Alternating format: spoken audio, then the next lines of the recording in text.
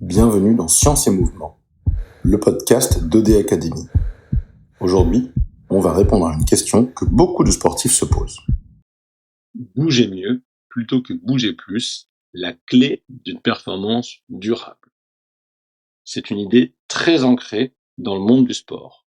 Si je veux progresser, je dois en faire plus. Plus d'entraînement, plus d'intensité, plus de volume. Cette logique fonctionne parfois à court terme, mais sur le terrain, elle est aussi à l'origine de nombreuses douleurs, de stagnation et de blessures.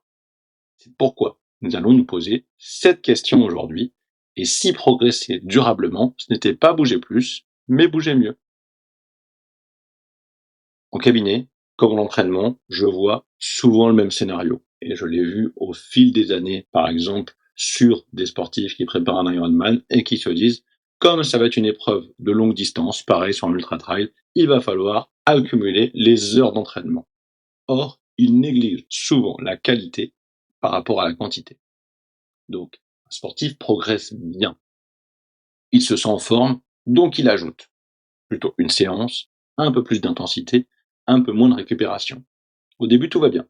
Puis apparaissent une fatigue plus persistante, des douleurs diffuses, une perte de qualité du mouvement. C'est-à-dire que le corps encaisse jusqu'à ce qu'il ne puisse plus. Et ce n'est pas le volume en soi qui pose problème, c'est la manière dont il est absorbé par le corps. Donc, ce que dit la science par rapport à ça? Deux éléments majeurs. Le premier, le corps ne progresse pas seulement grâce à la quantité.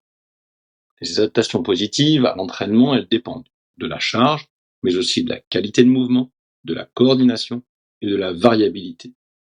De nombreux travaux montrent que des mouvements mieux organisés permettent une meilleure efficacité mécanique, une meilleure tolérance à la charge, une réduction du coût énergétique. Bouger mieux permet souvent de faire la même chose avec moins de stress pour le corps. Deuxièmement, le mouvement se dégrade avant la blessure. C'est-à-dire qu'avant qu'une douleur apparaisse, on observe souvent une perte de précision, une coordination moins fine, une rigidité croissante. Le corps continue à bouger, mais il bouge moins bien. C'est ici que la quantité devient dangereuse. Je vais essayer d'étayer mes propos avec différents exemples. Le premier, le plus classique, le coureur amateur. Il augmente son kilométrage pour préparer une course, un objectif qui s'est fixé. Mais sa foulée devient plus lourde. Son bassin se rigidifie, sa cadence chute. Ajouter du volume sans améliorer l'organisation du mouvement augmente le risque de blessure. Donc bouger mieux pour lui signifie travailler la coordination, améliorer la cadence et redistribuer les contraintes. Cela, on peut très bien l'observer avec un entraînement spécifique ou même avec une analyse de foulée pour voir justement où elle se situe. Deuxième exemple, une femme sportive autour de la périménopause.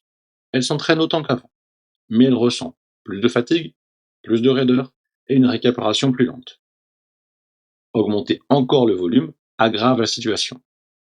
Pour elle, bouger mieux signifie ajuster l'intensité en fonction de son ressenti, renforcer intelligemment en changeant les tempos, le type d'entraînement et le type de renforcement, et préserver la qualité du mouvement. Encore une fois, essentiel pour limiter les mouvements parasites. Troisième exemple, cette fois-ci, sur plutôt un adolescent. On l'a déjà vu dans les épisodes précédents, la particularité, c'est que les adolescents et les adolescentes progressent vite et ils encaissent beaucoup. Mais on observe une coordination approximative et une répétition excessive des mêmes gestes justement pour compenser cette coordination approximative. Chez l'adolescent, bouger mieux est un investissement à long terme, bien plus efficace que faire toujours plus. Quatrième exemple, cette fois-ci, lendemain de fête, exemple au hasard, la personne veut perdre du poids et elle veut rattraper le temps perdu. Elle augmente rapidement la fréquence et l'intensité. Résultat, elle a des douleurs, il y a du découragement et un arrêt de l'exercice. Pour ces personnes, bouger mieux signifie apprendre à se mouvoir efficacement, sécuriser le geste et progresser sans brutalité. Dernier exemple, et non des moindres, le sportif expérimenté. Il connaît bien son sport, mais il répète toujours les mêmes schémas. La performance stagne et les douleurs apparaissent. Bouger mieux pour lui, c'est réintroduire de la variabilité. travailler des zones négligées, que ce soit des zones de fréquence cardiaque, de cadence, de puissance, et redonner de la liberté au mouvement, faire de la mobilité, faire des étirements. Ainsi, si on essaye de voir cette fois-ci les erreurs majeures, on se rend compte que beaucoup de sportifs associent fatigue élevée égale séance efficace. Or, une séance très fatigante n'est pas toujours une séance productive. Une séance fluide et bien organisée peut être très efficace sans épuiser. L'efficacité se mesure à ce que le corps peut répéter, pas ce qu'il subit en une fois. Chez OD Academy, l'objectif n'est pas de réduire l'entraînement, mais de réduire le gaspillage. Gaspillage énergétique, gaspillage mécanique, gaspillage nerveux.